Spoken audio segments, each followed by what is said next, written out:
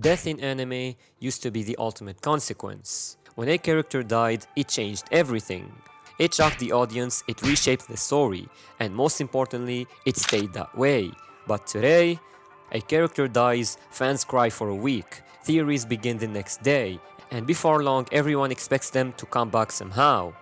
Resurrection, time travel, alternate universes, clones, fake deaths, memory transfers. In modern anime and manga, death often feels less like an ending and more like a temporary inconvenience. But why did this happen?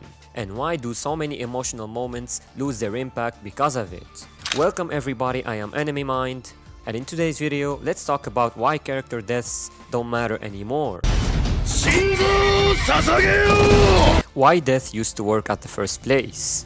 Death only has power when it's permanent. Older stories understood this. Let's not talk about Dragon Ball. When a beloved character died, there was no hidden trick waiting around the corner. The audience accepted that the character was gone forever, and that permanence created tension. Every dangerous battle suddenly mattered because anyone could actually lose. You weren't watching just to see who won. You were watching because you genuinely didn't know who would survive. This uncertainty kept viewers emotionally invested. A great death also changes the people left behind. The survivors carry guilt, friends lose motivation, and families fall apart. Entire nations can change because of one person's death. So the death isn't just sad, it's meaningful and it pushes the story forward. Without consequences, death becomes nothing more than a dramatic visual. The resurrection problem. One of the biggest reasons death has lost its impact is simple. We've been trained not to believe it anymore. How many times have you watched an emotional death scene only to immediately think, nah, they'll probably come back? That's not because fans are cynical, it's because we've seen it happen over and over again.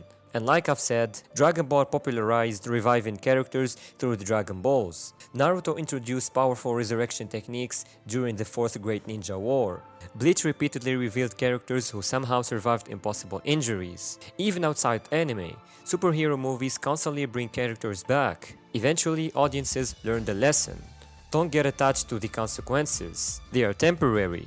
Once viewers stop believing death is permanent, every emotional goodbye becomes weaker. Not because the scene is badly written, but because trust between the audience and the story has been broken. When death becomes shock value. Another problem is killing characters simply to surprise the audience. Some writers mistake unpredictably for good storytelling. A random death can certainly shock people, but shock fades, meaning lasts. The best deaths aren't memorable because nobody expected them. They are memorable because they feel inevitable in hindsight. When the audience looks back and realizes every decision led to this moment, that's the power for writing. A meaningless death might trend on social media. A meaningful death stays with people for years. That's a huge difference. The exceptions that still work. And of course, not every modern story has this problem. Some series still understand exactly how to use death. Attack on Titan is one of the best examples. Throughout the story, death constantly reminds viewers that nobody is safe. Every loss changes the direction of the plot. Every sacrifice has lasting consequences. And nothing is easily erased. Chainsaw Man approaches death differently. Characters disappear suddenly, sometimes unfairly, sometimes without dramatic speeches.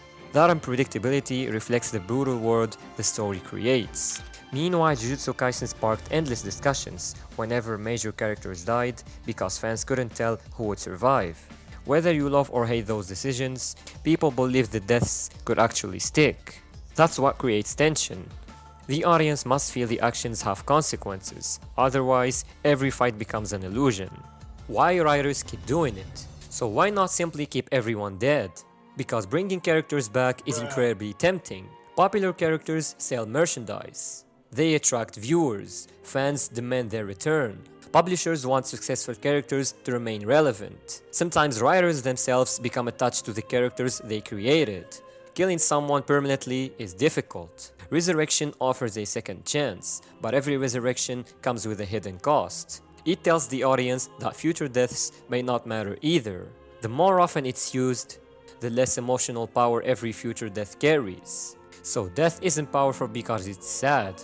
It's powerful because it's irreversible. The greatest stories understand that consequences give actions meaning. When characters can always return, sacrifice loses its weight. Fear disappears, tension fades, and eventually audiences stop believing the story itself. Ironically, the best way to make people care about your characters isn't to kill them, but instead it's to convince the audience that if they die, they're truly gone. Because once death becomes optional, so do the emotions that come with it. So guys, we've reached the end of the video, and if you enjoyed it, let me know down in the comment section which anime handled character deaths the best, and which one ruined them by bringing everyone back. Don't forget to leave a like and subscribe, and see you guys in the next videos.